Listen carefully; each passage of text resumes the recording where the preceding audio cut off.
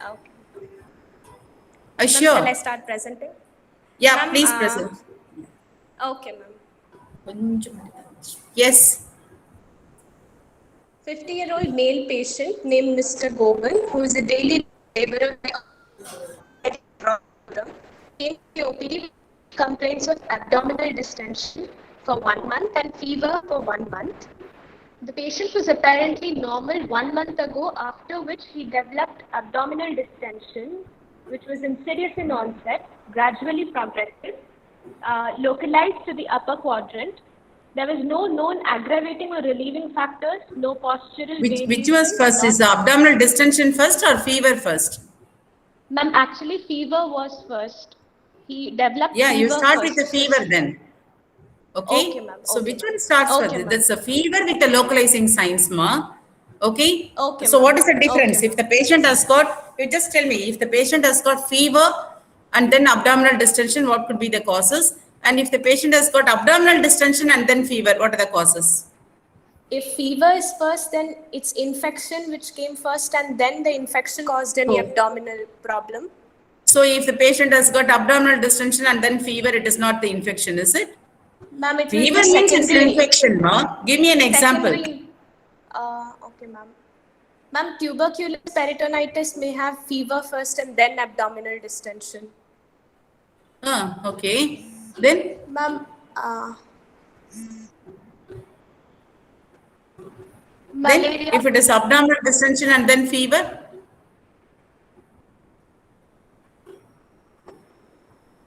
A right heart hello, failure which led to right ascites heart and then failure. Why right heart failure then fever? Why complicating? Make it simple, ma. Yes. uh, ma'am, See, whenever there's a reason we are talking, yes. ma'am, ascites which afterwards led to a spontaneous bacterial peritonitis. Yeah, very good. Very good. Why you want always tuberculosis? The peritonitis is the reason for that. Abdominal distension due to anything. What are the causes Uh, for abdominal distension? fluid, feces, flatus, fetus, and tumors. Yeah, but tumors again any organomegaly also. Okay, Organomegaly, yes, so the yes, ma'am. fever with organomegaly means there is different things also, whether it's an infection or whether it is a basically or whether the patient has got any hematological malignancies. There are so many reasons are there. Yes, ma'am. Okay, Hmm. so whenever you present, you find out what comes first, then what Okay, is the ma'am. sequelae of it. So we Okay, should not ma'am. present Sure. according to our convenience. So then we'll Okay, miss the ma'am. diagnosis. Okay, ma'am. Okay. Sure. Yes. Hmm. Hmm. Yeah, no, no, no, So, sorry and all. Yes. I'm just making it okay. clear. Yes. Okay, ma'am. So the patient first developed fever. So can you Fever go back has. again? Okay, start from the. Okay. Hello, ma'am. Ma'am, can you hear me?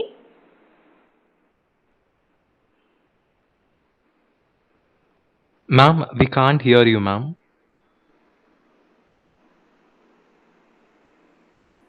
I think it's network issues.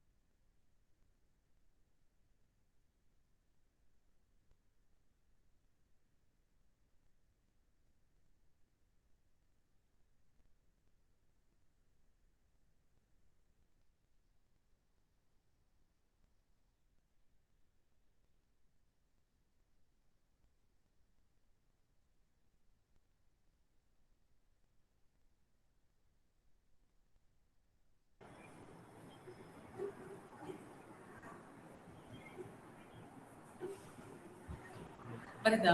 issues are net கொஞ்சம் fluctuate இருக்கே. Net வேற ஏதாவது கண்டினியூஸா இருக்குமா? இந்த மாதிரி disturbance இருந்தா நல்லா இருக்காது. இப்போ நல்லா இருக்கு. ஓகே. 4G தான். ஒழுங்கா வருதா அப்போ? எதை பார்த்து தெரியுது இப்போ? மேல 4G இருக்கு. ஓகே. அது ஒரு நிமிஷம் நான் சரி, okay. Hello, Swasti? Yes, ma'am, you're audible now, ma'am. Okay, sorry, some internet connection No problem. got No lost. problem. Okay, disturbance in connection. Okay. Yes. Okay, ma'am. Okay. Yeah. Okay, make sure your side also okay, right? So I don't know, Yeah. starting itself is a problem. Yes. Okay. Okay. Okay, ma'am. பக்கத்துல இருந்துக்கோங்க நமக்கு. Right. Okay. Yes, ma. கொஞ்சம் அது The burning. Yes. Ma'am, sir, shall I begin? Yeah, start from the first slide, ma. Yeah, I just lost the thing. Yeah, Ma'am, first, very from first history slide. history of Very first presenting slide. illness. Okay. A 50-year-old male patient named Mr. Govin, who is a daily wage laborer by occupation, residing at Royapuram, came to the OPD with the chief complaints of fever for the past 1 month and abdominal distension for 1 month. The patient was apparently normal 1 month ago, after which he first developed fever, which was low grade, intermittent in nature, not associated with evening rise of temperature, not associated with any chills or rigor or night sweats. Then history of abdominal distension for the past 1 month, insidious in onset, gradually progressive, more distended in the upper quadrant, no known aggravating or relieving factors, no postural variation, not associated with any pain, tenderness, not associated with pedal edema or dyspnea or palpitations. History of loss of weight says he lost 6 kilograms in the past 3 months, loss of appetite. History of bleeding gums on and off since the past month. History of easy fatigability since again the past month. No history of vomiting or dysphagia or heartburn. No history of itching, hematemesis, melena, constipation. No history of burning micturition, oliguria, or puffiness of face. No history of yellowish discoloration of eyes or skin. No history of cough or hemoptysis. No history of sleep disturbances or loss of consciousness or tremors or behavioral disturbances. Shall I move to past history, ma'am? So what did you understand this patient has got? Ma'am, he has an abdominal distension more on the upper quadrant. He has fever. He has easy fatigability. Which upper quadrant? Both upper quadrants, so? Both, ma'am. He told both upper quadrants. Yes, ma'am. Right and left, both. Okay, upper segment of the both upper segments, upper portion. Yeah. Okay. Yes, ma'am. Then? Ma'am, and he has loss of weight So- and loss of appetite. Yes, ma'am. Okay, right. So what do you understand? What do you think the differential diagnosis from the history? What could be the provisional diagnosis? Whatever. What did you understand? Then Ma'am, only it makes sense. Okay, ma'am. Ma'am, 1 second, ma'am. Just got 1 second, ma'am. okay, ma'am. Very any more problem? Within the lost connectivity in the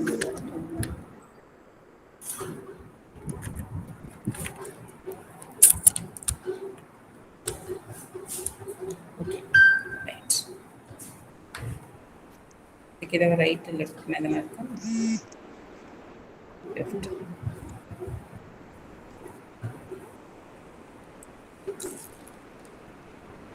Yeah.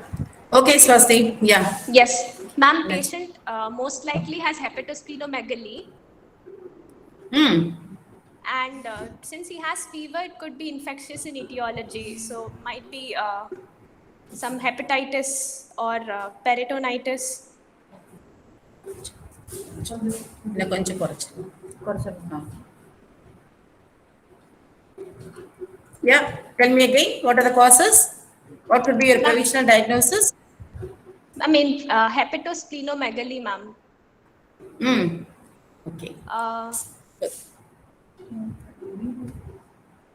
Ma'am.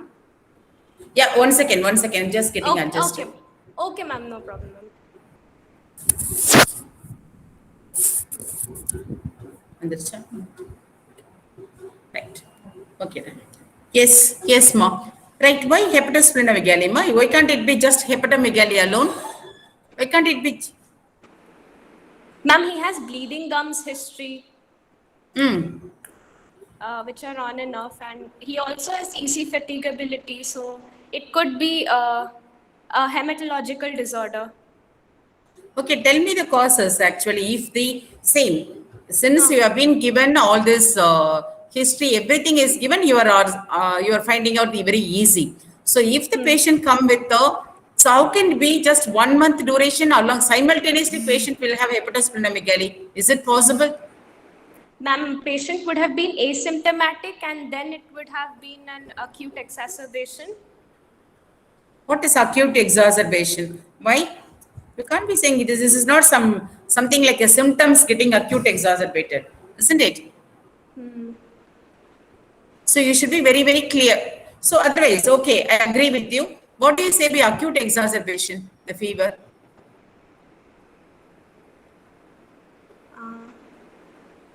See, if the patient has, so you rightly pointed out, so bleeding comes hematological, I mean hepatosplenomegaly, where does this point to the diagnosis? Ma'am, I didn't understand you. With the bleeding gums and patient having hepatosplenomegaly, what do you think the patient has? Ma'am, it could be chronic myeloid leukemia or any Some myeloproliferative hematological disorder. malignancies. Yes, ma'am. Hematological malignancy. Okay. Yes, ma'am. So when will they have fever?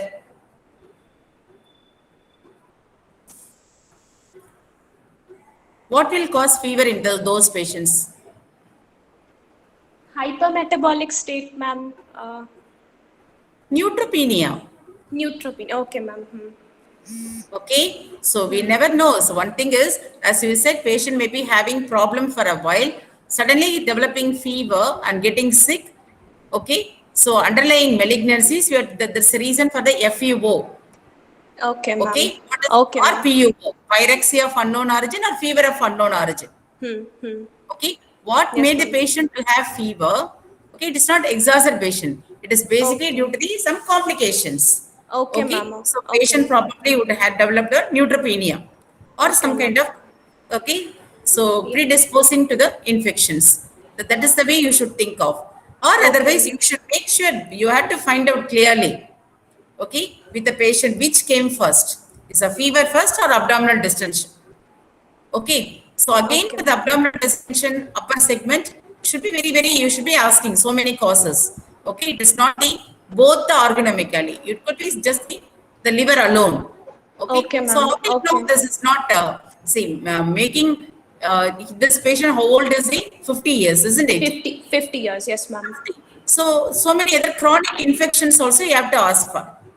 Okay. Okay, ma'am. So if the patient has got, okay, so what are the chronic infections you should be asking for? Because it's 1 month duration, but practically saying, what is the definition for the FUO? It should be, ma'am, if it's a classical case, then it should be either 3 days, It's a classical case only. What is the Yes. diagnosis for FUO? What is the definition? Yes. fever after 3 days in hospital or 3 outpatient visits, ma'am. Fever after Without 3 days in the hospital. You are talking about hospital acquired infection. We are talking about FUO. Fever for how many weeks duration first? So there are 3 to 4 criteria are there. Yes, ma'am. Ma'am, 3 weeks, ma'am. fever for lasting for more than One, 3 weeks, ma'am. exactly, yes. And even after 1 week of evaluation, if the fever persists, and 1 greater week than of 38.4 evaluation days. of OP, outpatient evaluation or the in-hospital evaluation? In hospital, I think. In hospital, ma'am. In hospital. And how many outpatient visit needed? See, there are some criteria. 3 You cannot outpatient. evade this one. 3 outpatient visit. In spite of all that, they cannot come to a conclusion, isn't it? Yes, ma'am. Yes, ma'am. Okay, so you have to be very clear in that. So we can fit into what are all the causes for the FUO, right? Maybe Yes, patient ma'am. wouldn't have come for 3 weeks, that is different, but we have to point in that way only, right? Yes, ma'am. Okay, right.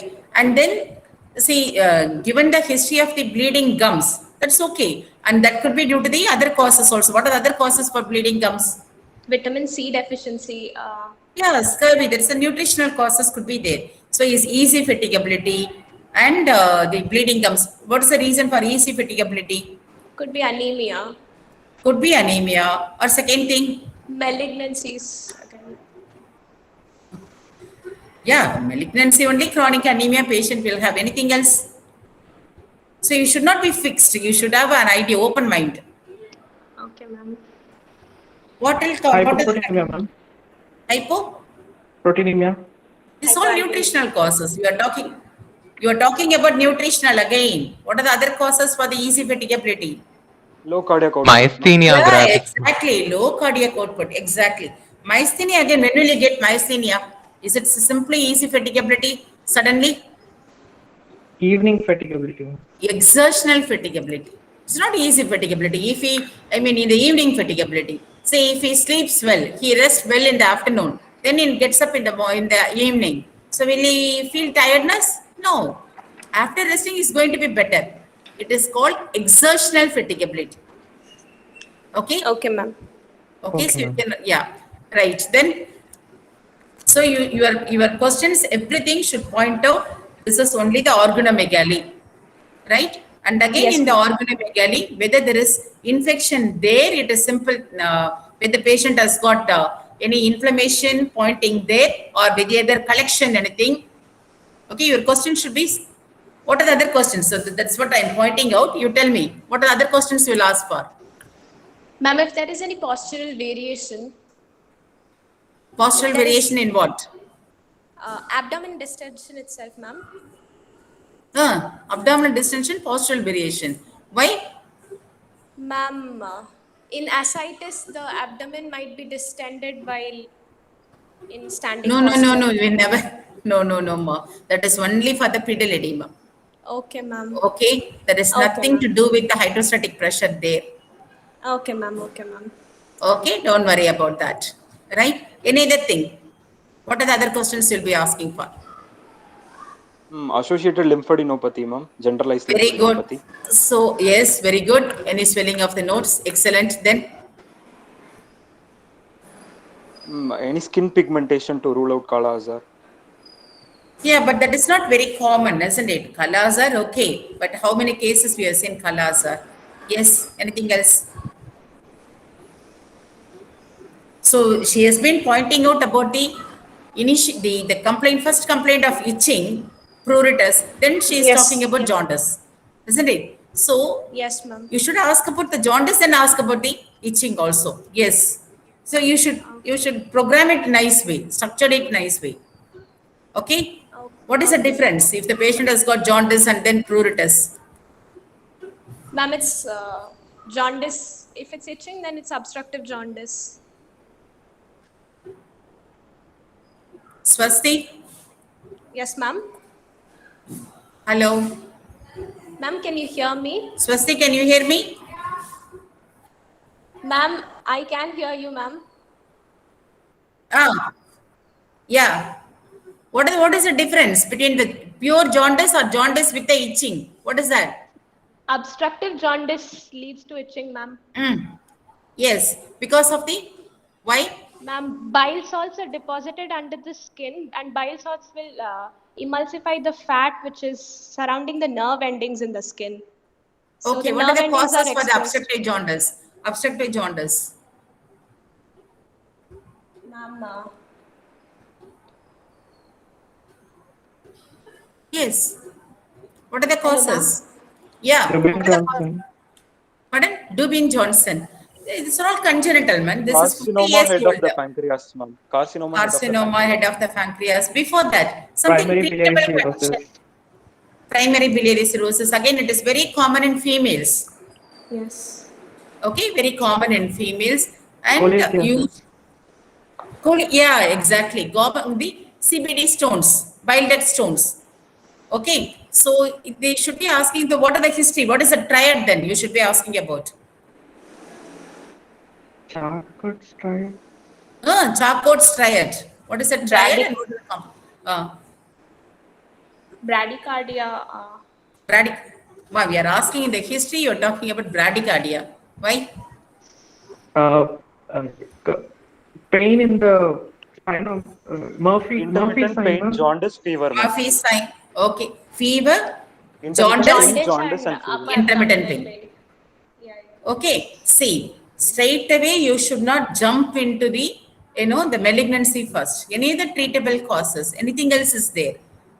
Okay, so you should be pointing out all your question should be towards what are all the structures, anatomical structures there in that area, and if at all that could be, if there is an infection or whether it is any other other malignancies. Malignancy should be lost. I'm not saying you should miss the malignancy, but treatable conditions, other conditions also you should be thinking about. Okay. Okay, ma'am. Yes, Yeah. ma'am. So don't forget about the other structures inside. Okay. Right. Yes. Shall I move to past history, ma'am? No, you cannot move to the past history. What are the major cardinal complaint for the abdomen? Finish that and then we go. Okay. So vomiting. Hello, ma'am. First, it's vomiting. What are the complaints you start with for the abdomen? Pain in the abdomen, abdominal distension. Then So the GI tract doesn't start with the esophagus. It starts straight away from this stomach and other structures. sorry, ma'am. Yeah, no problem. Nausea, vomiting. Then Yes. Okay. heartburn, Yes, very good. and then jaundice, yellowish discoloration, and abdominal distension, pain in the abdomen, fecal incontinence, diarrhea, constipation, hematemesis. Ma'am, I forgot hematemesis. Okay, very Melena. good. Yes. Melena, hematochezia, and Even difficulty in swallowing. dysphagia. Okay. Yes, Yeah, ma'am. dysphagia. Don't forget that. Okay. So all the symptoms related to that structure. Okay. So whether it is the GI or hepatobiliary or genitourinary, so you see the group. Okay, you group the structures inside and ask questions accordingly. Don't miss any of the symptoms related to that Oh. structure. Then Yes, you'll be ma'am. complete. Okay, Okay, ma'am. then you'll know very clearly which tract we are following, whether this is one related to the hepatobiliary or whether this is related to the GI tract or whether it is related to the genitourinary. You understand? Then it will be Yes, very ma'am. easy. Or whether it is a part of the other systemic diseases also. Yes, ma'am. Okay, right. Yes, So ma'am. if the patient has got, okay, so it could be this acute duration, Yes. fever, okay, but with the patient has got if it is just for the 5 days or 1 week, and patient may not come straight away for the upper segment distension. That may be coming with other body pain also. Okay, backache, Oh. retroorbital pain. What are the causes? Dengue. Yeah, exactly. Acute infection you should be thinking of. Okay, so patient can have that there won't be this moderate ergonomically. They'll be mild. Yes, ma'am. Okay. Yes, ma'am. Yes. So don't jump to the diagnosis immediately. Ask all the questions, but you justify. Okay, ma'am. Okay. Yes, ma'am. Good. Then at the end of it, you should be asking for the other system questions also. Yes, ma'am. Okay. So patient whether has got the cardiac problem, right? So asking Yes, about the ma'am. chest pain, palpitation, that also should be there. Okay, so we should not miss. Right. Okay, next. Go ahead. Yes. Past history. No history of similar episodes in the past. No history of diabetes, mellitus, hypertension, TB, bronchial asthma, or epilepsy. No history of abdominal surgeries. No history of renal colic. No history of trauma or bleeding diathesis or tattooing or chronic drug intake, blood transfusions, exposure to STDs or IV drug abuse. There's no history of vaccination for hepatitis. So this patient was not vaccinated, is it? Ma'am, actually, he doesn't recall if he got vaccinated or not. Not okay. Which hepatitis you want him to be vaccinated? Ma'am, Has he hepatitis. got Sorry, ma'am. Has he got? has he got any travel history, or whether it is occupation posing him for the other blood transfusion, hepatitis? Which kind of hepatitis is at risk for the occupational kind of occupation? So for the travel, which hepatitis you should be vaccinated? Related to the occupation, which hepatitis you should be vaccinated? Ma'am, for travel, is it hepatitis C? Huh? For the travel hepatitis C, yeah. Emma?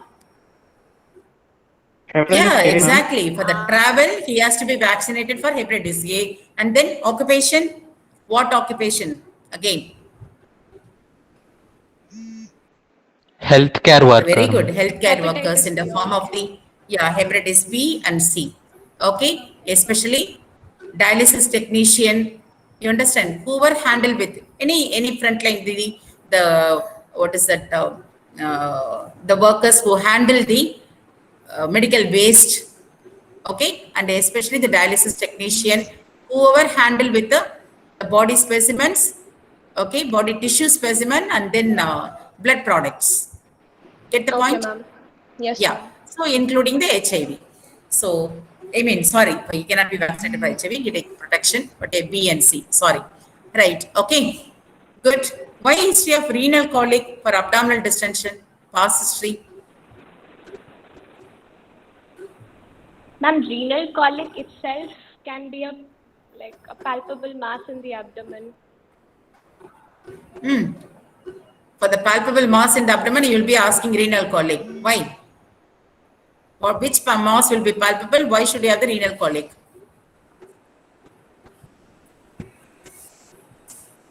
If the patient Anybody? is diabetic,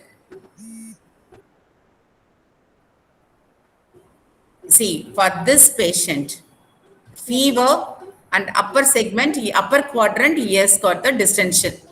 Why should you ask for the history of renal colic? That's all.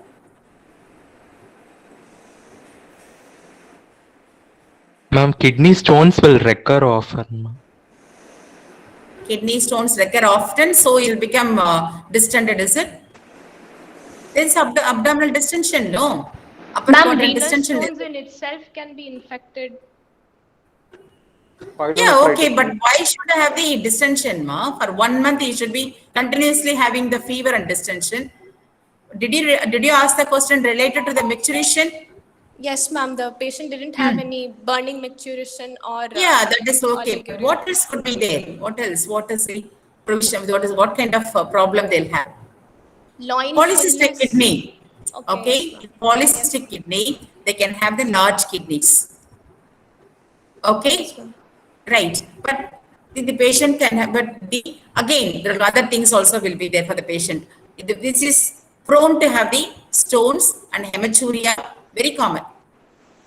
So they have the bleeding tendency with the mass, not only pointing towards the the other the same splenic masses, also look for the other causes, but it be related to the genitourinary structures. Yes, ma'am. Okay, again the location of the organ, everything. It's all related to the location of the organs and the anatomy, basically. Right? And other structure involvement related to that. Okay, so you should be asking questions regarding that. Right? Yes, ma'am. Yes, very good. Yes. Okay, right. Anything else? Ma'am, shall I move to the next slide? Okay, just one simple question actually, right? Okay, ma'am. Yes, ma'am. So why did you ask the history of tattooing and all? Okay. So IV drug abuse related to the fever and upper abdominal mass. Yes, ma'am.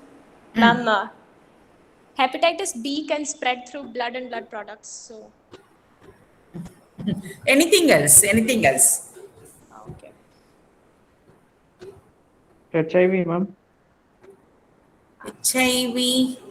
Anything else? Which could be treatable? So this also treatment is there, but this is a chronic, acute ones. not very acute, again subacute.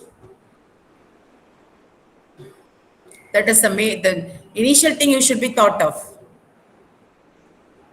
Infective What is it? endocarditis, ma'am? Yeah, exactly, isn't it? That is the Okay. first thing. Okay, Yeah. but with the hepatomegaly, we have not, that is not the real hallmark of the infective endocarditis.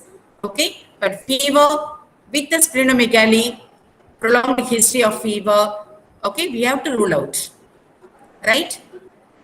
Yes, ma'am. Yes. Okay, carry on.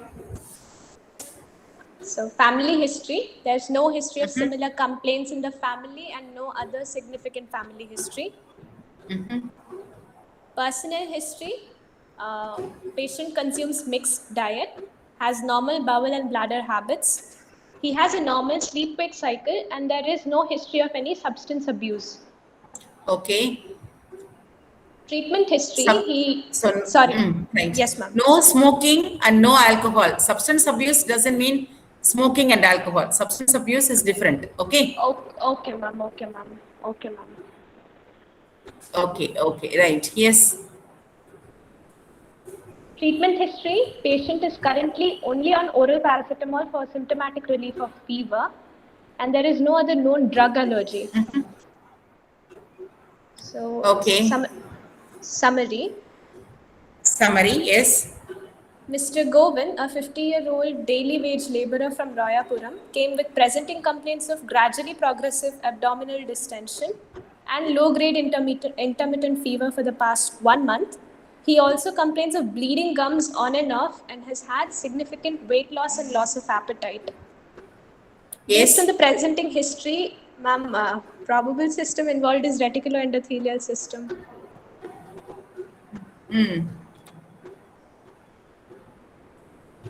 Okay. Ma'am, I forgot to mention easy fatigability, ma'am. Sorry. He Okay. also complains No of easy problem. fatigability. Okay, right. I'm just thinking in what other way we can say things actually. Okay, it is Okay. abdomen. Okay, abdomen. ma'am. Yes. So basically, what you are thinking? This is a patient having only fever, mainly the Yes. intermittent low-grade fever. Along with that, he has got some kind Abdominal. of upper abdominal. You don't say that gradually progressive abdominal distension. What it will mean then? Entire distension of the abdomen. So that the picture will be different. Yes, Okay, ma'am. Yes, ma'am. so this is not fluid. You are talking about organomegaly. Okay. Yes, ma'am. So, oh, sorry, you already said upper abdominal. I'm sorry. Okay, upper abdominal just distension. added it down. Yes. Okay, very good. That's okay. Yes, then bleeding gums. Yeah. Yeah. So the progressive weight loss, where do you get significant weight loss? Tuberculosis, HIV, malignancies. So you should be thinking of chronic infections. Okay, Yes, ma'am. chronic Yes, ma'am. infection, or whether the patient has got any autoimmune diseases, otherwise usually we say 3 C's. Okay, chronic infection, connective tissue diseases, or carcinoma. Okay, ma'am. Okay. So previously the autoimmune diseases are basically it is the connective tissue diseases. Okay. Yes, ma'am. Yes, So ma'am. chronic infection, you should be thinking of whether it is a bacterial infection or parasitic infection. Okay. Yes, ma'am. Yes, ma'am. Unexplained bleeding gums, ma'am. Will it be present Again, in all kind of the infections? bleeding gums, whether associated, that's what you cannot be pointing out only to the hematological cell depletion. Okay. Okay, we already said whether it could be due to the nutritional deficiency also. We never know. Yes. Okay. Okay, ma'am. So Yes, ma'am. straight away you can put this all under the whether the patient has got the CML. Okay. So with the blast or something, we can say that one. Okay, or AML, we can say that. But before that, we have to find out whether they got the infections which could be treated completely. So we have to have a differential diagnosis. Then only we can make a complete diagnosis. We cannot ask straight away sending the patient only for the malignancy investigation. We should be doing proper set of the investigations to find out what problem he is having. Okay, Okay, ma'am. that is Yes. our rule, right? Okay. Yes, ma'am. So in the connective Yes, tissue, what kind of connective tissue disease can present like this? I'm saying this patient can be having the autoimmune disease also. Autoimmune hepatitis, ma'am. Autoimmune hepatitis. Autoimmune hepatitis, why he should have, then he should have the jaundice, no? There is no jaundice. Yes. Yes, Right? ma'am. No? Yes. What else then? Sarcoid, ma'am. Sarcoid is not an autoimmune disease, okay, but in sarcoid, it's kind of infiltrative disorders, right? And very common thing is they present with respiratory problems. Okay, And there could be infiltrative diseases like amyloidosis. again, amyloidosis, how many cases we have seen that much? Again, amyloidosis, primary amyloidosis is very rare. Okay, usually we have the secondary amyloidosis. Amyloidosis. Idiopathic Okay. thrombocytopenic purpura. Yeah, but why should they have the fever, isn't it? ITP, by the way, I want to tell you actually, so many cases, we were thinking of dengue because of the low platelet count. Okay, but the platelet count, even in spite of the transfusion, in spite of the, the days patients spending at hospital, never recover. So then they ended up like ITP, or immune thrombocytopenia only. So it's a good thought, but intermittent fever, yes. Can be anything else. SLE. Okay. Where the patient can have systemic lupus erythematosus. Yeah. Listening? Yes, ma'am. Hello. Yeah. Yes, What will be ma'am. happening in SLE? Ma'am, Why should there have is the no bleeding gums in cure. SLE? Hello, ma'am. Thrombocytopenia. Yeah, so there's auto antibodies directed towards RBC as well as platelets, isn't it? So the patient can have the bleeding gums, okay, and also, but it is very rare. To be frank, and just logically speaking, it's very uncommon bleeding gums in the SLE, but that's one of the things to be thought of. Okay, ma'am. Okay. Yeah. Yes, ma'am. So whether the patient has got the chronic infection or whether patient has got the connective tissue diseases or patient going in for the malic carcinoma, 3 C's. Okay. Yes, ma'am. So for the patient having infective endocarditis, so that's a common thing, or whether tuberculosis. Patient, tuberculosis is also very common, isn't it? But bleeding gums is not fitting into that. Ma'am. Okay. Yeah. But again, in the bleeding gums, but again, the type of fever, you said it's intermittent fever, but classically they should have a, Continuous fever. what type ma'am. of fever? Persistent fever. No. Kiran. Yaneshwar. Evening rise of Evening temperature. rise of temperature. Usually it's a low grade evening rise of temperature.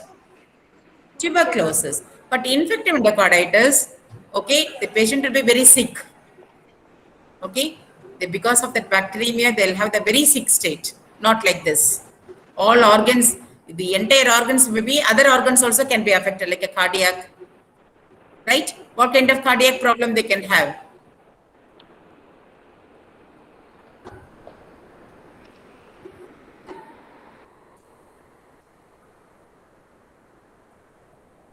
Swasti? Maybe. Hello? Hello? Ma'am, you're audible, ma'am. Yeah. What kind of cardiac problem they can have? Because first is switch off the thing actually. Yes. Or audio.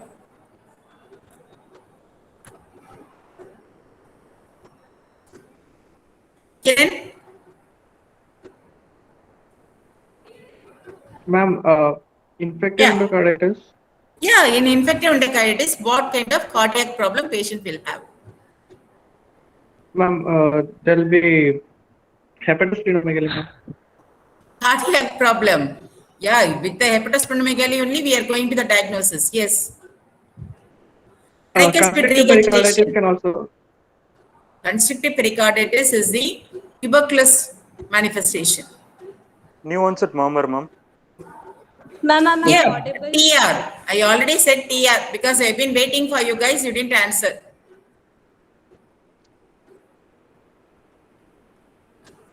Did you hear Swasti? Ma'am, am I audible? Yeah. Okay, ma'am. Okay. Ma'am, I What couldn't answer? hear, ma'am. Oh, that's okay. What answer I said for infected endocarditis? Cardiac manifestation, ma'am. Ma'am, regurgitation. Tricuspid regurgitation. I already finished. Okay. Sorry, ma'am. Yeah, no problem. Yes, go on. Yes. Okay, ma'am. Shall I move on to general Yes, examination, ma'am? yes. Okay, ma'am. The patient was conscious, not dyspneic, comfortable, well oriented to time, place, and person. He was moderately built and nourished. Pallor is present. Clubbing, icterus, cyanosis, generalized lymphadenopathy, or pedal edema was not seen. There was no sternal tenderness present. Very good. Patient's height is 170 centimeters and weight 61 kilograms. BMI comes in normal range, 21.11. Then how do you account for the weight loss? Ma'am, Did he lose the weight or not weight? he did lose weight, he said, ma'am. Okay. So when do you say there is a weight loss? Ma'am, significant weight loss is when there's a reduction in 10% in 3 months. Yes. Okay. Should look for that. Yes. Then Okay, ma'am. So vitals, pulse 100 beats per 100 per minute, regular in rhythm, normal volume and character, no radial or radiofemoral delay. Vessel wall is normal. All peripheral pulses were equally felt. Blood pressure 110 bar 80 mm Hg in the right upper limb in supine position. Respiratory rate 16 per minute, abdominothoracic type and regular in rhythm. Temperature 99.6 degrees Fahrenheit and JVP is not elevated. yes. Okay, ma'am, shall I move on to next slide? Yeah. Carry on. Yeah. Examination of oral cavity. Lips appear normal with no evidence of What cracks. happened to the head to foot examination? Okay, ma'am. Ma'am, there also should we look for the liver cell failure signs? Okay. See, reticuloendothelial system doesn't include liver cell failure, is it? But the abdomen, you see, you do the examination head to foot.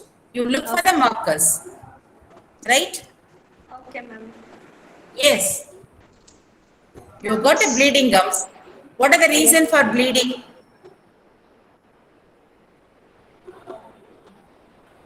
Ma'am, it could be thrombocytopenia. Thrombocytopenia, ma'am. One is a thrombocytopenia. Yes, everybody knows that. Second,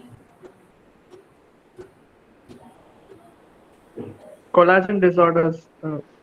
collagen disorders. Collagen disorders doesn't straight away produce. Yes. Ma'am, immune mediated. Vitamin C deficient. Vitamin, yeah, bleeding gums, vitamin, generalized bleeding. I'm talking about bleeding. What else? Yes. Hemophilia, ma'am. Ma'am, any platelet function disorders? Bleeding disorders. Von So, Willebrand. whether this is a platelet function or whether the platelet count disorders all related to the platelet. No, I'm just saying that. Okay. Second thing is about the coagulation factors, isn't it? Yes, ma'am, yes. Yeah. So this patient has got the reticuloendothelial system problem. You already said this patient is having the organomegaly. Okay. Yes, ma'am. So whether it is the organomegaly or whether this organ going to be shrinking, we'll see later. Okay. So we have to find out whether the any liver pathology patient has got. This is a synthetic problem. Liver synthesis is going to be disturbed. Correct? Yes, ma'am. Okay, so that's why you have to ask for the all questions. So why you ask questions is confined to the diagnosis. Come to the diagnosis. Yes. Okay, ma'am. So, in head-to-toe examination, we would look for if there is any alopecia, if there is any sweet smell, or if there is jaundice, yellowish discoloration of eyes or skin. And then if there is any parotic swelling, testicular atrophy, gynecomastia, spider nevi, palmar erythema, Dupuytren's contracture, xanthelasmas, ma'am, in eyes here. Why should I have xanthelasma? Ma'am, cholestasis would have caused xanthelasma.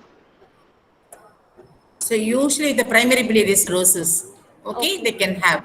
Okay, right, then. Yes, Ma'am, so examination of oral cavity. yes. Lips appear normal with Okay, no before going to that, okay. Yes, So yes, ma'am. this patient has got jaundice, I'm telling. Okay, Okay. what could be the reason for the jaundice and what color of the eyes, what color the sclera will be? Ma'am, if this patient has jaundice, then it would be more of obstructive type. More of obstructive type. Why? Ma'am, because he has abdominal distension, so mass. So you said he is not jaundice, not having any itching or anything, right? Yes, yes, yes. And And urine there color could be is normal. pre-hepatic cause, hepatic cause, and post-hepatic cause for jaundice. Okay, but are you dealing with the liver pathology straight away, or it is the hematological problem you are dealing with? You understand my question? Ma'am, are you Yes, ma'am. asking So if if there is it's a a liver involvement in pre-hepatic hematology? jaundice, Yeah, this is what this is about the approach. No, Yes, ma'am. okay, whether this is the liver or whether it is the hematology, this is these organs are involved in the hematological problem also. You get the point? Yes, ma'am. So, Yes, ma'am. or whether it is the problem of the liver and spleen or the hematology, the reticuloendothelial organs. You get the thing? All interrelated only. We have to differentiate. Okay, there is a difference. So your pre-hepatic, hepatic, post-hepatic, all these things only for the involvement of the primary organ affected will be liver. Yes, Get ma'am. the point? Yes, Whereas ma'am. the primary problem affecting will be the stem cell, the hematological problem will be in the other lymphoma or leukemia we are talking about. Okay, so where you will have the liver and the spleen enlargement, why? Because of the demand they are enlarged, or infiltration they are enlarged. Yes, ma'am. Okay. extramedullary hematopoiesis, ma'am. Yeah, exactly. That's what extramedullary hematopoiesis, isn't it? Okay, either it's extramedullary hematopoiesis or whether this is because of the increased production or the abnormal production. The spleen is the graveyard, so because of the congestion that will be enlarged also. So whether this organomegaly is the effect of hematological problem or whether this reticuloendothelial system per se is affected. Is it clear? Yes, ma'am. Yes, ma'am. Yes, you have to go like that only. Even for any splenomegaly, how do they say? Whether for the increased demand it is thing or whether it is a infiltrative causes. Okay, Yes, ma'am.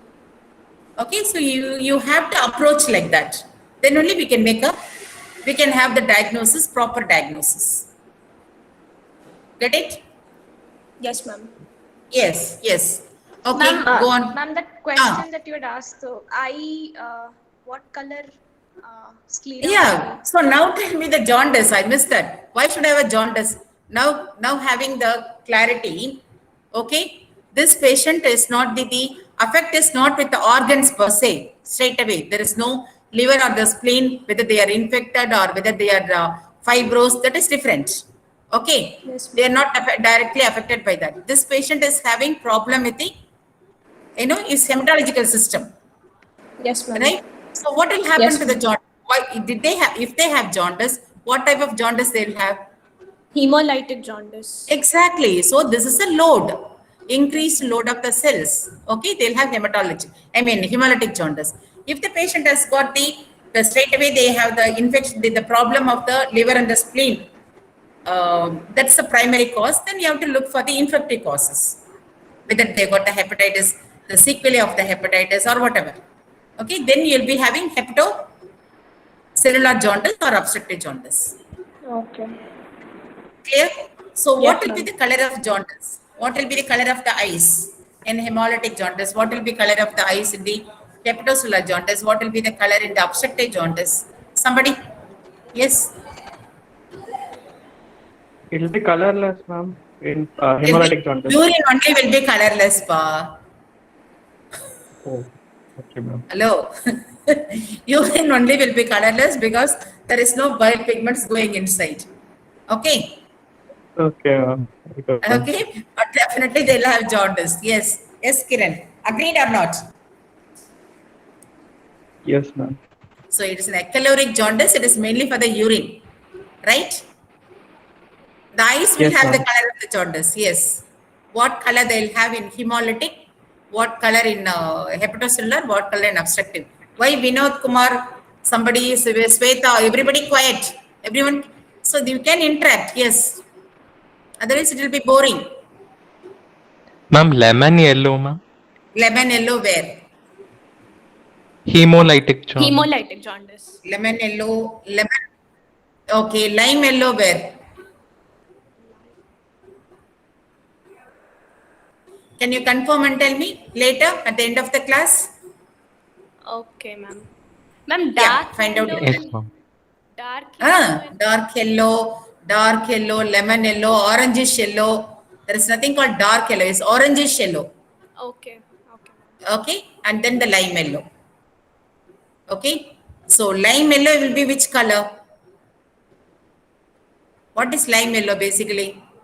Ma'am, greenish yellow. Greenish yellow, very good. So now tell me, now you find out, okay, where do you get the greenish yellow, where do you get the mild lemon yellow will be yellow only.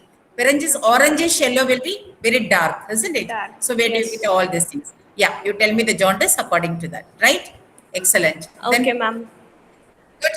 Mm. Examine. Okay, just one more Ma'am, question. proceeding on. Okay, one more question. Just Okay, ma'am. one more question. Okay. Yes. So, but if the patient has got neurological symptoms, patient have Okay. difficulty in swallowing, some drooling of saliva, some involuntary movements. Okay, what is the diagnosis? Wilson's, ma'am. Yeah, so exactly, very good. Yes, so when the patient has got the hepatological problem, the what is it? Hepatobiliary system as well as the neurological thing. But hepatic encephalopathy, where the patient have the neurological association is different. But part of the okay. So what is the name for that? For the Wilson's disease? Neuropsychiatric manifestation. Neuropsychiatric. No. What is the disease name? Hepatolenticular degeneration. Hepatolenticular. Hepatolenticular. Very good. So liver as well as basal ganglia. Okay. Very good. Yes. Go ahead. Okay, ma'am. Examination of oral cavity. Lips appear normal with no evidence of cracks, fissures, or scars. Gums are erythematous and bleeding. Tongue Okay. appears normal. Okay. No ulcers or patches in the palate or buccal mucosa. Very good. Yes. Examination of abdomen. Inspection. Okay. Just Abdomen one is- simple thing. Oh, just one thing. So if you notice gum hypertrophy, okay, and the patient you find to have the lymph node enlargement, diffuse of the generalized lymphadenopathy. What is the diagnosis? Acute myeloid leukemia. Gum hypertrophy, okay. What history you should be asking, what could be the diagnosis? Something I always say, no, treatable condition you should be thinking of. Phenytoin intake. Exactly. So phenytoin intake, which is called pseudolymphoma. Okay, ma'am. Okay. So the patient can have. Okay. So it's not uncommon, isn't it? Patient taking the phenytoin, right? Eptoin. So this the side effect is gum hypertrophy, and some of the people tend to have the fever as well as the generalized lymphadenopathy. Okay. So this is a terminology called pseudolymphoma. Very good. Yes. Okay, ma'am. Inspection. Yes, ma'am. Abdomen is asymmetrically distended. Upper quadrants are more distended than the lower quadrants. Flanks are free. Umbilicus is flushed to surface. Circular in shape, appears to be in midline. Here you started examining, no? So forget Yes. about the upper quadrant and I'll talk about the hypochondria. Okay? Right. Okay, Upper ma'am. segment. Okay. ஒரு நிமிஷமா எந்த வார்டுமா 121 ஏமா இல்ல class நேரத்துல வந்து தொந்தரவு பண்றீங்க ஒரு நிமிஷமா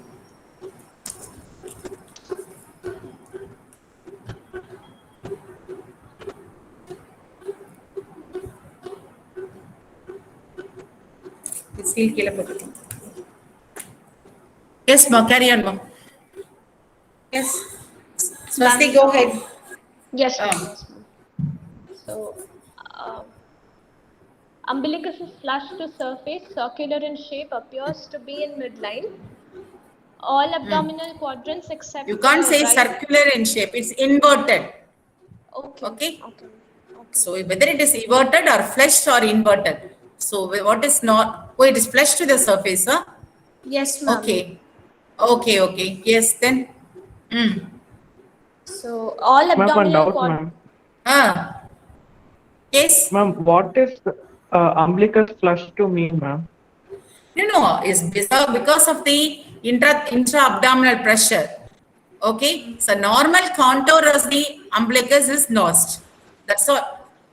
Or otherwise, Ma'am, whether the patient Oh. has got any hernia or not. That's what you have to differentiate. Okay. Okay, ma'am. Okay. Ma'am, Yeah. is it almost So- similar Yes, to ma'am. eversion of umbilicus? Almost, it's going to be next step will be the eversion, isn't it? So inverted is a normal thing. Okay. Yes. Yes. So whether it otherwise, whether it's umbilicus is going to be protruding, like a forming an hernia. These are all going to tell you whether the patient has got the intra-abdominal pressure is elevated. Okay, Because ma'am. of whether it is of fluid, other things. Okay. Yes, ma'am. Right. Yes. So all abdominal quadrants except the right hypochondrium, epigastrium, and left hypochondrium regions move equally with respiration. Yes. Skin appears stretched and shiny. There's no discoloration of skin. No engorged veins present. No visible pulsations or peristalsis. External genitalia appears normal and the hernial orifices appear normal. Okay. Ma'am, so shall I move to palpation? Yes. So on superficial palpation, abdomen is not warm or tender. There is no abdominal rigidity and the direction of flow of blood is away from umbilicus. He is febrile, but abdomen is not warm, is it? Ma'am, he was mildly febrile. Is febrile throat. Okay, right. Oh, But not okay. tender. Yes. Okay, very good. Okay. There is no divarication of recti. Okay. Abdomen. Why you girth- say direction of flow of blood away from umbilicus? Any distended veins? No, there are no distended veins, ma'am. Then why do you want to say that one? Ma'am, just to be sure. No. One unless otherwise you see. Okay. So don't Okay. say all those things. Yes. Right. Okay, ma'am. So we already said that, isn't it? Whether this patient has got involvement, the primary organ. Which is the primary organ affected? The spleen here. Yeah. So whether the spleen is primarily it is affected, okay, or whether it's the effect of other system involvement. Okay. Okay. Yeah, there is a difference. Okay. Right. Yes. Okay, ma'am. So abdomen girth at the level of umbilicus is 105 centimeters. Upper segment measures 20 centimeters. Lower segment measures 24 centimeters. Okay. And spino-umbilical distance on both right and left measures 22 centimeters, ma'am. So on deep palpation, liver is non-tender, firm in consistency with smooth surface and sharp edges. First This thing pal- is Yes, ma'am. liver. Again. Go ahead. Ma'am, with liver deep palpation. So the tenderness and all should come later. Okay, ma'am. So the liver is palpable. What is the size? That's how it goes, isn't it? Size, shape, surface. Okay, then you talk about non-tender and all. Okay, so you have to ascertain. So it's a right hypochondria. You are feeling a mass, isn't it? So you have to say that. So you are confident it is a liver. Okay. Yes, So ma'am. first you say the size. Right. Then you will there should be at least fourth or fifth term only will be tenderness. Yes. Okay. Okay, ma'am. So liver is Yes. palpable in the right hypochondrium, 8 centimeters below the right costal Yes. margin. It is firm in consistency Okay. with smooth surface and sharp edges, non-tender. On palpation, It's a hepatojugular sharp reflex. edge or what edge they'll be? What is a common edge for the liver? Ma'am, How does it feel like?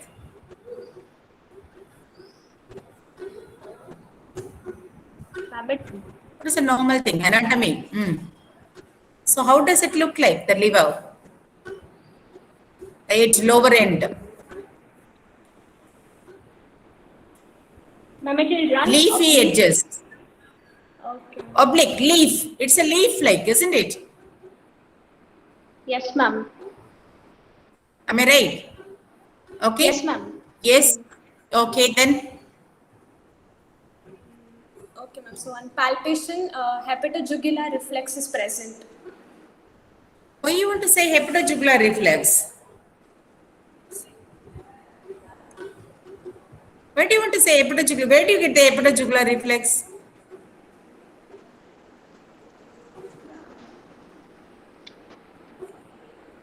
Hello, Swasti.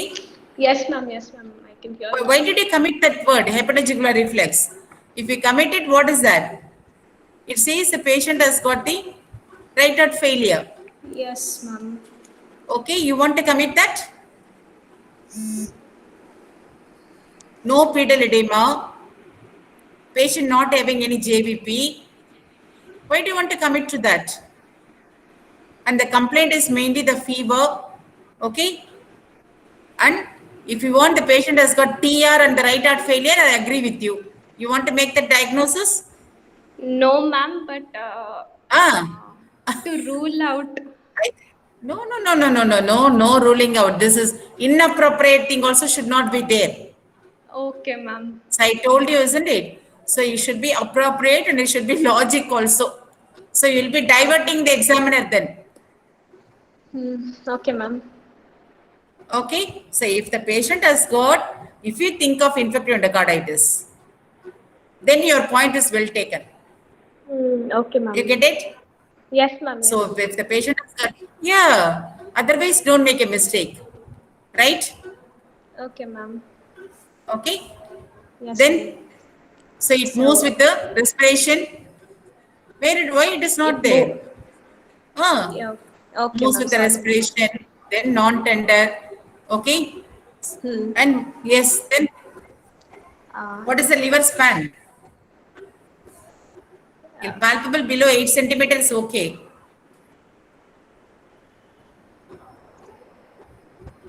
Ma'am, that I. What is visceraptosis? What is visceraptosis? He is a 50-year-old man. He may be a chronic smoker. So there may be visceraptosis. Patient has got the something like physiological doses of the liver secondary to lung pathology. Okay. Okay. So you have to find out the liver span. Very important. And you should do the tidal percussion. So you know what is tidal percussion? Hello, Swasti? Yes, ma'am. I can hear you, ma'am.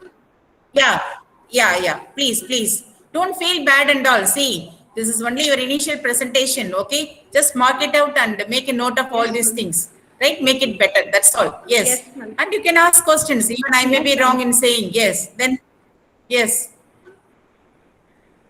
Okay, ma'am. Yes. Ma'am, I actually Yeah. don't know what tidal percussion is. What is tidal percussion? Ma'am, I do not know, ma'am. You do not know. Yes. Anybody could help? Kiran, Yaneshwar, Veera Siva Subramanian. Yes. Veera Sivabalan. Sorry. No. Ma'am, to differentiate between the supradiaphragmatic and infradiaphragmatic involvement of the valve. Okay. Whether this got the lung or the pleural involvement or the abdomen. Okay. Right. Okay, ma'am. Yes, how do you do? How do you do? How do you do? Veera. You keep the patient in the sitting or lying? Ma'am, on deep inspiration, the dull note would be becoming resonant, ma'am. It would shift some two spaces down. If it shifts, then it is due to the liver involvement. Where do you start? What position patient will be? Lying position or sitting position? It should be sitting position. Should be in sitting position. Then where do you start from? Start from Ma'am, the it is usual started thing. from the right fifth intercostal space downwards So in you the start from the mid-clavicle. second intercostal space. Yes. Usually where the dull note. Yes. Now carry on. I just started. You tell me. Yes. Mm, then from the right fifth intercostal space in the mid-clavicular line, we go downwards, ma'am. Okay. On deep inspiration, the dull note in the fifth space would go down, ma'am. If it goes down, it is due to liver dullness, ma'am. Right. If it is resonant. So if the patient has got pleural effusion, what will happen? Supradiaphragmatic. There would not be Dullness will any- persist, ma'am. The dullness will be persist in the pleural effusion. Okay. Whereas in the liver, if it is a liver pathology,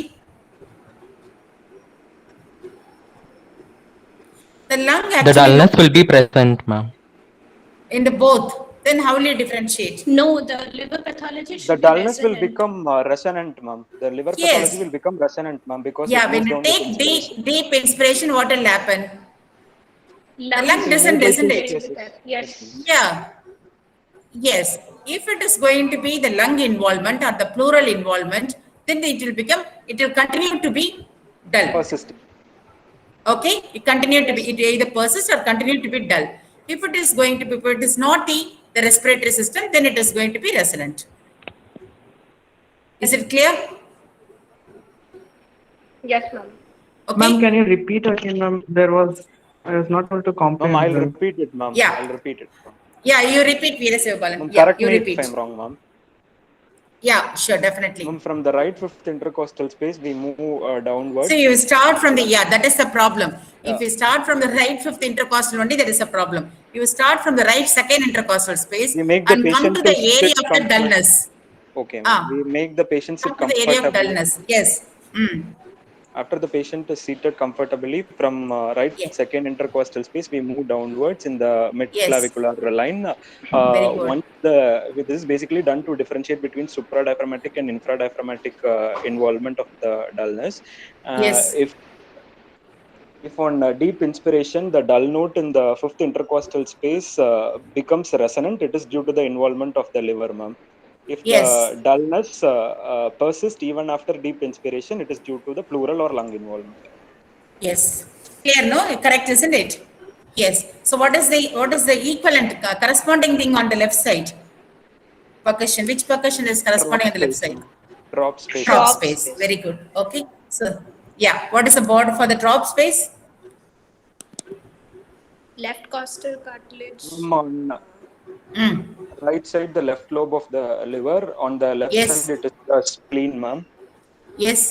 Left side spleen now. No. Spleen ku da Lateral problem side ipo. and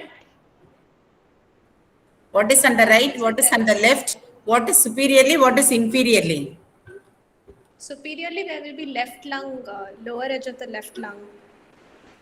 Superiorly. Left costal margin, ma'am. Left costal margin avaru மேல. Inferiorly left costal Inferior. margin. Left costal. ஒரே கன்ஃபியூஷனா இருக்குதே. Inferiorly left costal margin. Yes. So where do you start? Apex. Superiorly. Where is the sixth rib comes? என்னப்பா பார்டர்ஸே மறந்து போச்சா? So what is a top space? Is a quadrilateral space or it's a semilunar space? What Semilunar space it is? space, ma'am. Semilunar. It's a semilunar space. Yes. So what is the superior border for that then? Sixth rib in the mid clavicular line. Lower edge of the left lung, ma'am. Lower edge of the left lung. Left lung எங்க இருக்குன்னே தெரியாதே. நமக்கு வந்து only the markers, the external surface marking very important. Don't go for the left lung and all. Yes. Ma'am, on the right side, it's left lobe of liver. On left side, there is spleen, ma'am, and above there is the left costal margin. Okay, is it the right thing or it can be the different one? Ma'am? See, this Ma'am, for the semilunar, yeah. Ma'am, is it I think this is- sixth rib superiorly, left mid-axillary line laterally, and the left costal margin inferiorly? So left mid-axillary line is on the left side, lateral aspect. Okay, and this will be the sixth rib or the sixth costochondral junction, which is the right word. Ma'am, costochondral junction. So sixth costochondral junction, isn't it? Okay, ma'am. You correct it, Ma. Yeah, I'm also going to, I'm forgetting that. Yes. Somebody find for me, please. Veera Sivabalan. Okay. Okay, ma'am, I Tell me find the it proper, again. yeah, find it for me. Yes. So, which is occupying normally, it is the fundus of the stomach, isn't it? Okay. Yes. Right or wrong? Yes, ma'am. Yes. So when Yes, the ma'am. patient has got other structures like splenomegaly, this drop space is going to be significant. But you should not do the percussion. You know what is that? What maneuver you do? What are the percussions you do for the splenomegaly? Nixon. Nixon method, Cortels method, okay? But you should not do the patient in full stomach. That is very important, okay? After eating, right? That should be done in the empty stomach. That is also very important, okay? Right, okay, ma. We go ahead, right? Spleen, Palpable in the left hypochondrium, firm in consistency with smooth surface, sharp borders, and the notch is palpable along its border. Moves freely with inspiration. see, you not cannot be back- saying sharp borders for everything. You would not say sharp, ma. Sharp is something different. Whether it's rounded, okay? Spleen kenga the sharp arkella rounded down, okay? Okay. Okay. Yes. Ma'am. Notch palpable. And notch, along- splenic notch. Where do you feel the splenic notch? Along its border, na inga lateral, medial, where? Superior, Put the ma'am. medial. Superior, correct? Anterior border. Anterior border, ஆளுக்கு ஒரு border. எந்த borderல இருக்கு பாது? கரெக்டா சொல்லுங்க, splenic notch.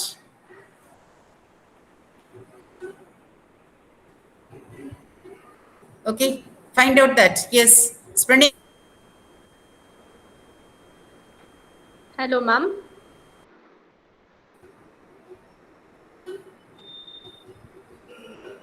Ma'am, hello. Swasti, yes. Yes, ma'am. Yes. Right. Video border only notch has. I mean, spleen has notch. Hello. Yes, ma'am. Hello. Ma'am. Ma'am, can you hear me? Swasti, I can hear you. Please. Yes, ma'am. Ma'am, it notch is. Yeah, carry on.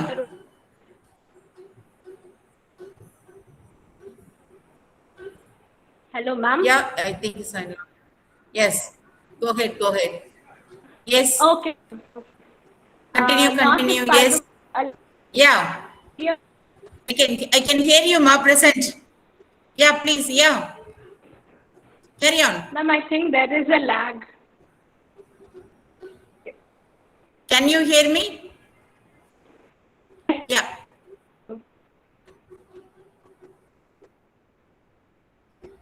Okay, okay, you go ahead, go ahead. 2, 3, not ballot and extend. I look left I think it is. and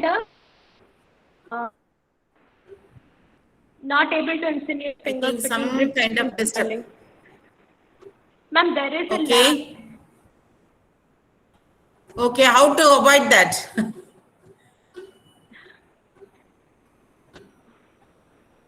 Ma'am, your voice is clearly audible, ma'am. Yeah, Yeah, then your there should be a voice- problem with Swasti only. Yes. Swasti, carry Is my on. voice audible? Yes, yours is audible, but there is a disturbance sometimes. Yes. Okay. Okay. So your presentation is not coming to me. Ma'am, the slides are not visible. Yeah, presentation is not Ma'am, visible. Okay, ma'am. Ma'am, please hold on for a minute, ma'am. Yeah, I'm holding on.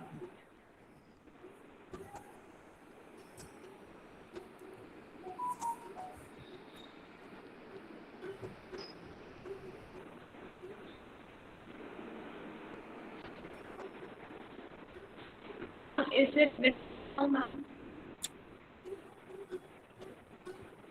No, I think Still is it's not waiting coming for on my that. phone also.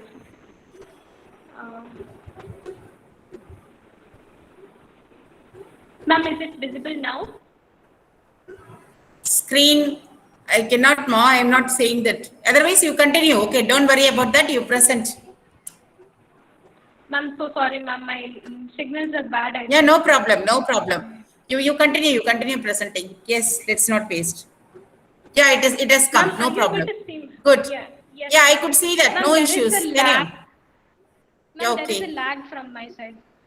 Okay, no problem. Continue. Okay, ma'am. So spleen is non-tender. We were not able to insinuate fingers between rib cage and swelling. And there are no other palpable masses in the abdomen. Okay, whether it is a massive splenomegaly or moderate splenomegaly. Massive splenomegaly, ma'am. Why you say More that? than 8 centimeter. More More than than 8 8 centimeters. centimeters. What else is needed to say it's a massive spleen?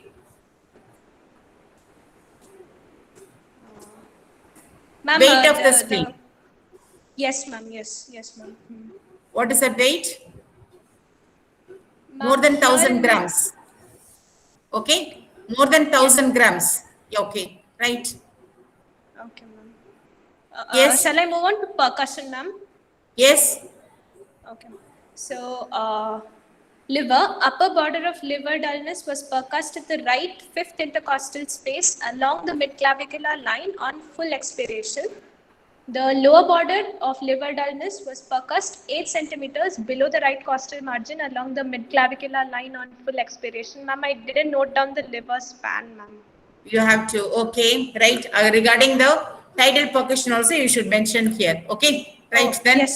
Yes, ma'am. Spleen. Dullness, the lower border was percussed till 9 centimeters below left costal margin Okay. How do you do the Nixon's expiration. method? How do you do it? Ma'am, so the patient is placed on the right side and then Okay. percussion is begun at the Why you should be made to lie on the right side? Ma'am, so spleen can lie above the colon and the stomach.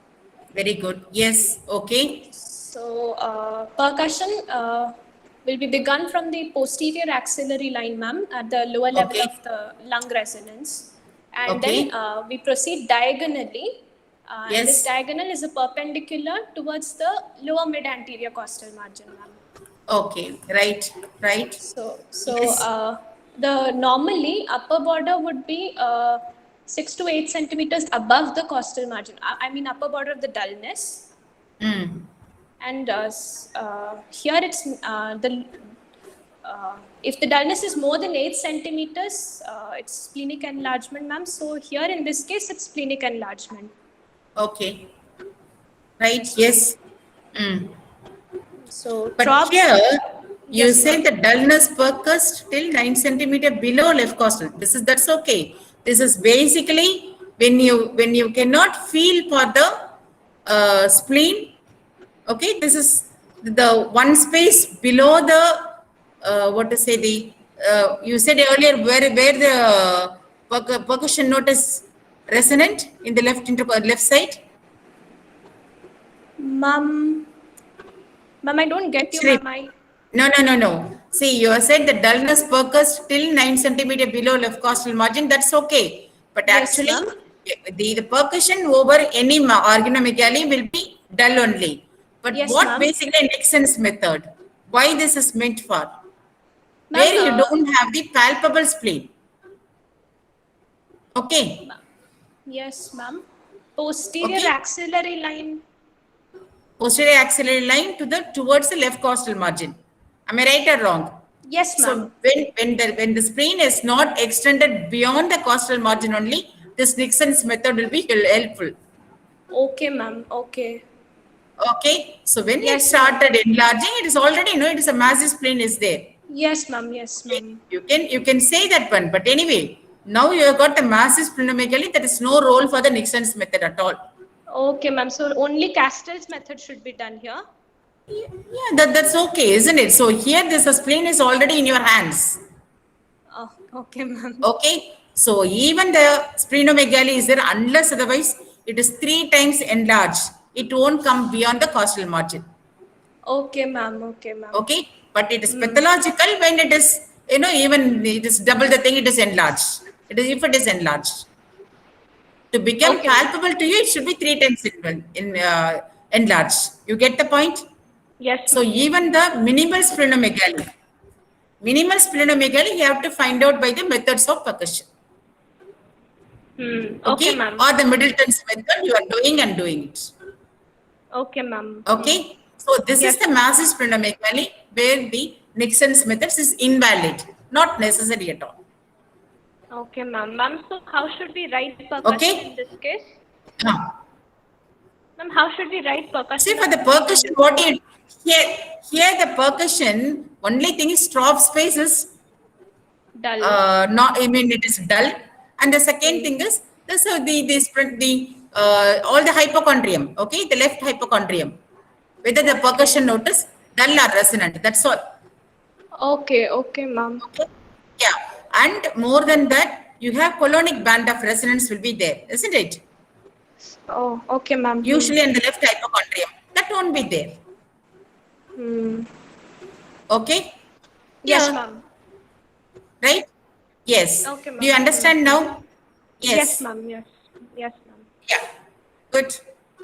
So, drop space is dull on percussion, no shifting dullness felt, and no Yes. fluid thrill. Okay. Yes. Ma'am, shall I move to auscultation, Then- ma'am? Yes. Yes. Go ahead. I'm sorry, ma'am, there is a lag again. Yes, okay. So, bowel sounds are heard. Okay. No venous hum or bruit heard over the liver or spleen. Very good. Yes. Examination of other systems, cardiovascular system, apical impulse is felt at the left fifth intercostal space, 1.25 centimeters medial to the midclavicular line. S1, S2 Okay. is heard. Anything abnormal? Any of the system? No, ma'am, no abnormal. Other system examination normal. Okay. Normal. Okay. Your diagnosis. Yes.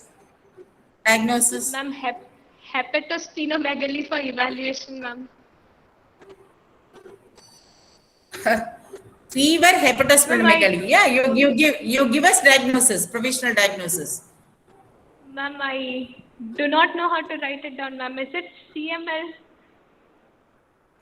You cannot be mad. This is what they said already, isn't it? So whether this is a chronic infection, whether patient has got any connective tissue disease, because it's a fever with hepatosplenomegaly, Yes, ma'am. isn't it? Yes, Yeah. ma'am. So you cannot straight away say this patient has got CML. So that's why you have to go and study. What are the books you are reading for? Ma'am, Davidson's only, ma'am. And Alagappan for practical medicine. Davidson is only for the textbook. For the clinical presentation, Alagappan, ma'am, Alagappan. oh yeah, Adagappan is there. Adagappan definitely has got all these things. Yes, ma'am, it has, ma'am. Yeah. Yeah. Now tell me, what are the differential diagnosis for your fever and hepatosplenomegaly without lymphadenopathy? Yes.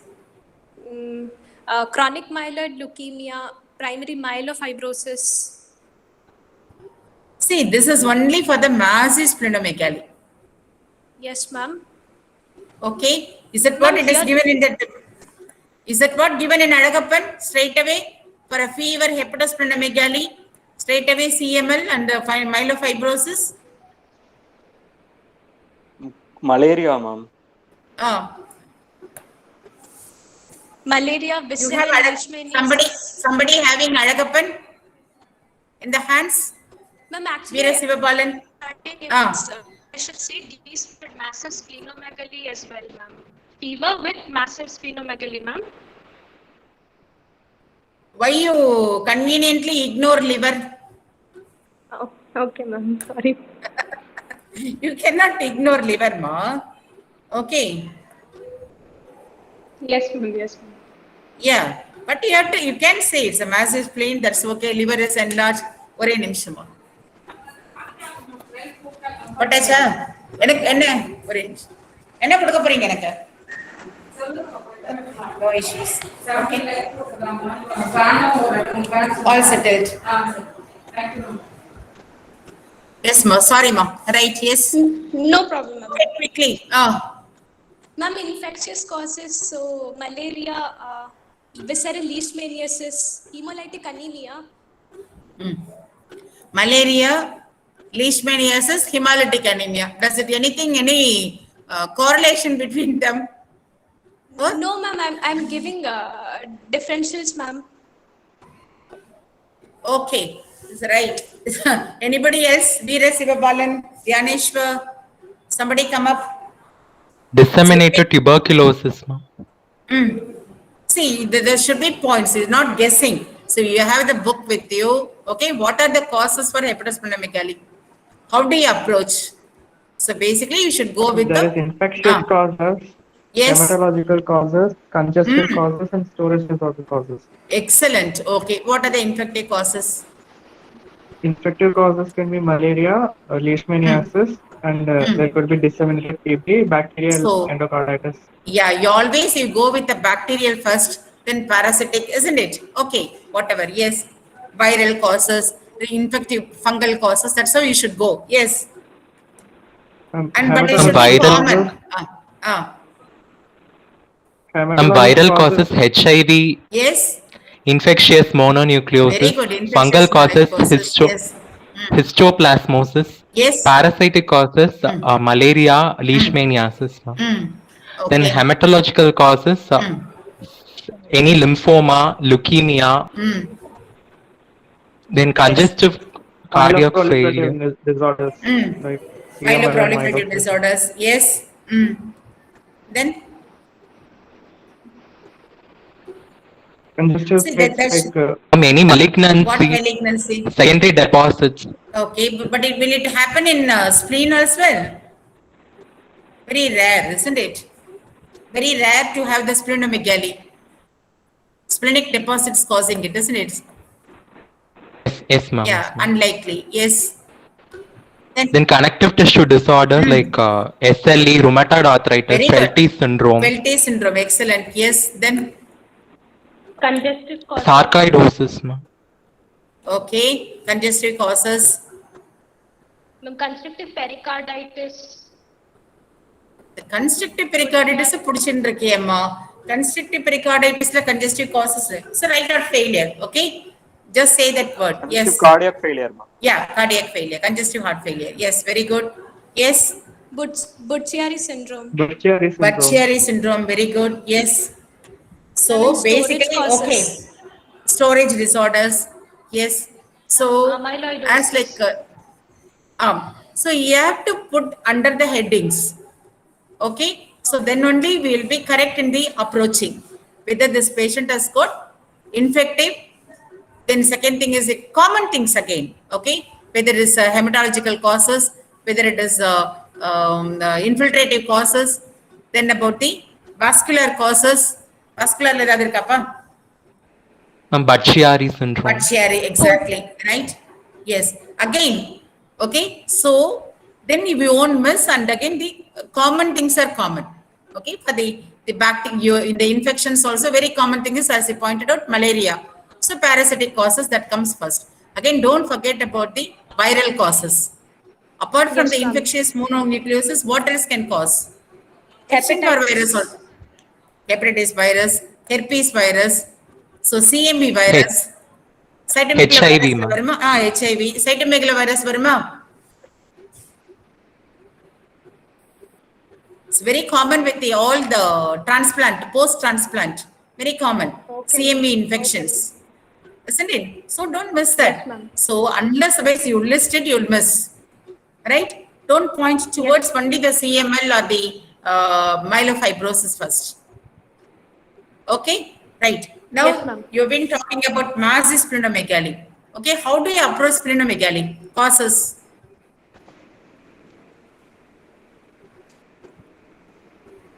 Ma'am, if it's cardiac causes, could be congestive cardiac failure. In fact, No, again, I am telling you don't go for the cardiac causes or respiratory causes. You go for the enlargement of the spleen secondary to load, increased load, as we're talking, isn't it? About the hemolytic anemias, Okay, ma'am. okay, or hemoglobinopathies. Okay, these are the things very common for the, for the destruction of the increased cells. So increased Yes, ma'am. demand. And the same way Ma'am. secondary to the infections. Okay, so all the infections we have been pointing out, the bacterial, fungal, you pointed out, isn't it? Those are the thing. So basically it is for the extramedullary hematopoiesis. One more. Yes. Yes. Okay, in the extramedullary hematopoiesis, talking about your myelofibrosis, chronic myeloid leukemia, all these things will be there, right? And the second Yes, thing ma'am. is about the resistance to the flow. Where do you get it? Extrahepatic portal vein obstruction. Yeah, exactly. So where you are going to have the splenomegaly and the normal liver. Here this is abnormal. Here the liver is also enlarged. Okay. But only for the splenomegaly, you can think there is a resistance to the flow. So increased vascularity. So where the patient will have the splenic vein thrombosis or portal vein thrombosis. Okay. Cystosomiasis, all these things will be there. Right? Then your infiltrative causes, talking about your amyloidosis, okay, sarcoidosis, those things you can learn. Then about the, what's that, metabolic causes, okay, Niemann-Pick disease, Koch's disease also will be there, right? Yes, So ma'am. I have not Yes, come ma'am. across the Niemann-Pick or Koch's, but I'm just telling this also possible, probably in the childhood stages. So common things, how we group them and then you approach them. That will be very easy one. Okay, so we all know this is going to be a malignancy. Okay, but Yes, we rule yes. out the other things also, whether we have to do some investigation to rule out the other causes. So we are going to ask questions according to that. Okay, so what are the Yes. common causes for the mass splenomegaly? Enumerate some 5 causes. Malaria, visceral leishmaniasis, chronic myeloid leukemia, primary myelofibrosis. Then Polycythemia vera, Syphilis. Gaucher's don't disease, forget that. Gaucher's disease, polycythemia vera, then hairy cell leukemia. Hairy cell leukemia. Yes, ma'am. Don't forget that. Okay. For polycythemia, what will be the complaints? Pruritus, erythromelalgia, bleeding gums, disease. fatigue, Fasting. bleeding. Hyperviscosity symptoms like tinnitus, Yeah, headache. exactly. That's what I want to tell you. So patient will come with some procoagulant problems, Yes. hypercoagulative problem. Patient can come with the CVA. Okay. So then Yes, we'll ma'am. be finding out the thing. Okay. So don't think patient will come with polycythemia like that. So they come with the complication. Okay. So our approach need to find Yes. out which organ is affected. Whether that organ is the culprit. Okay.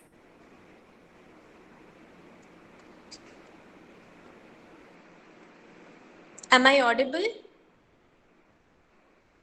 Ma'am, you are not audible. Yes, you're ma'am. audible. Okay, ma'am is not. Ma'am is not audible. Okay, okay.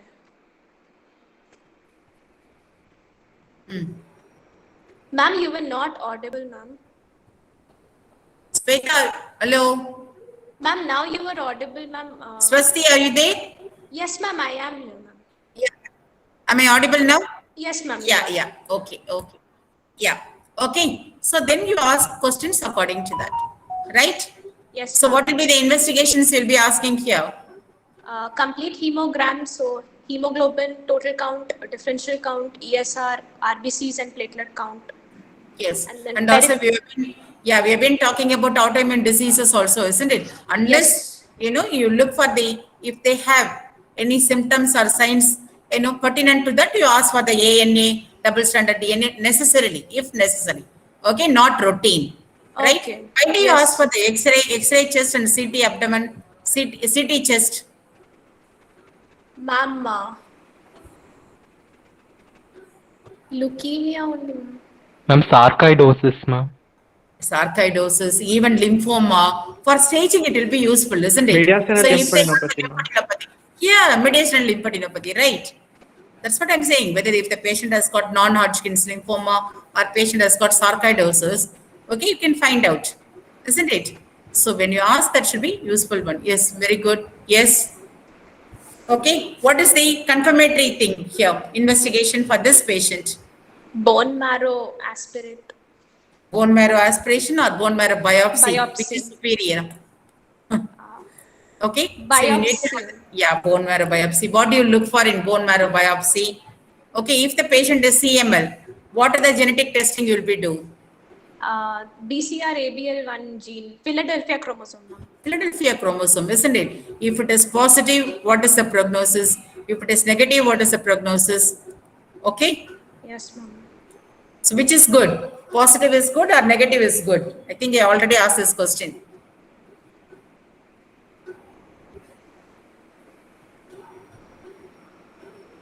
Positive Hello, is good, ma'am. ma'am. Ma'am. Positive is Hello? good, yeah. Positive is really good, but read that, okay? So management for the, so go through the leukemias, okay? One at a Tyrosine time. kinase inhibitors, ma'am. Yeah, okay? Just go to that. It's very useful, right? Yes, ma'am. Yeah. Any questions? So I'm going to wind up. Any questions because already 12:30, 12:20, yeah, 12:15. Okay, sorry. Any questions? Ma'am, I still don't understand how should I write the diagnosis, ma'am? Provisional diagnosis. This is the patient, fever with hepatosplenomegaly. Yes, Massive. So what is the size of the liver? 8 centimeters below right costal margin. So that is also, what is a normal liver span? Ma'am, 12 to 15 centimeters. So that for the 12 centimeter the liver, will it be palpable down the right costal margin? Very less, ma'am, not Very less. negligible. So this should be 20, isn't it? Yes. So this patient has got massive hepatosplenomegaly. Okay. Okay, you are going to give differential diagnosis. Okay, ma'am. Okay. And since the patient is also having features of, okay, easy fatigability, weight loss, okay, you go for the hematological malignancies first. Okay, ma'am. That's all. Okay, Okay, ma'am. so nobody expects you to give the acute chronic myeloid leukemia or myelofibrosis the first diagnosis. Everybody wants to hear a differential diagnosis only, but logic. Use the logic. Okay, Yes, ma'am. good, very good. Any questions? Ma'am, can you tell the clinical presentation of a patient with Buchiari syndrome, ma'am? Buchiari syndrome, what is the problem? Usually patient has got venous obstruction. hepatic vein obstruction. Thrombosis, ma'am. Hepatic vein thrombosis. What will happen to the patient? Fever, tender hepatomegaly. Tender. Okay, it is enlarged, isn't it? So those patients later only they'll go for the cirrhosis. It is the post-hepatic cause for the cirrhosis, isn't it? Yes, ma'am. Yeah. Yes, ma'am. So very common thing is fever and tender hepatomegaly. And on the examination only, ultrasound only, we will find the problems. Okay. Okay. So if they got the IVC thrombosis only, patient will have the pedal edema, the ascites, all those things will be there. It is just you look for the drainage of that organ, venous drainage. Then you know where is the problem. Okay, ma'am. Correct? Ma'am, will Buchiari syndrome present with ascites always? Not always, no. Only the chronic form. Yeah, chronic. So just acute won't be presenting. Okay, ma'am. Okay. Yes. So one more thing is, it is very rare to see the Buchiari syndrome also. Very rare. Common causes again. Common causes doesn't include Buchiari. Okay. Right? Yes. So for that hepatic veins, where is it? What are the structures it's draining and what kind of problem they'll have? Usually, when do you have the ascites? When there's increased portal hypertension. Portal hypertension. Okay, whether there is a portal hypertension or if there is it only with the portal hypertension? malignant pleural malignant peritoneal. இல்ல அதெல்லாம் வந்து meds pa. What are the common mechanism for ascites? Increased Okay, hydrostatic pressure, hypoproteinemia. Yeah. secondary Then three. hyperaldosteronism. Yeah, these are all causing the decreased, what to say, the renal flow actually, glomerular flow, GFR, that's why. Before that, what else? In cirrhosis per se, there will be splanchnic vasodilatation also. Yes, ma'am. Okay, because of the increased nitric oxide. Okay, Okay, Yes, ma'am. ma'am. yeah, so portal hypertension is one of the thing, and the second thing is due to splanchnic vasodilatation, and third is basically the your what is it, the hypoalbuminemia, because of the liver synthesis is low, right? And fourth, there is a lymphatic mismatch, they cannot handle, isn't it? So there will be ascites could be there. Okay, so when the patient has got because of hypoalbuminemia, it could be due to the liver synthesis problem, they can have the ascites. Then it is not the acute ascites. So for the Budd-Chiari syndrome, the acute ascites is unlikely. Okay, ma'am. Okay, yeah, Yes, but ma'am. again, I'll verify that and come to you, because it's very, very rarely we see such cases. I'll verify with that answers and come to you later. If I am wrong also, you can correct me later, no problem. Okay, good. Okay, ma'am. Yes, ma'am. Thank you, ma'am. Yeah, Thank you, welcome. ma'am. Any more questions? And yeah, welcome. We'll wind up. Okay, thank you, ma'am. Thank Thank you. you, ma'am. Thank you all. Thank you, ma'am. Thank you. Yeah. Thank you, ma'am.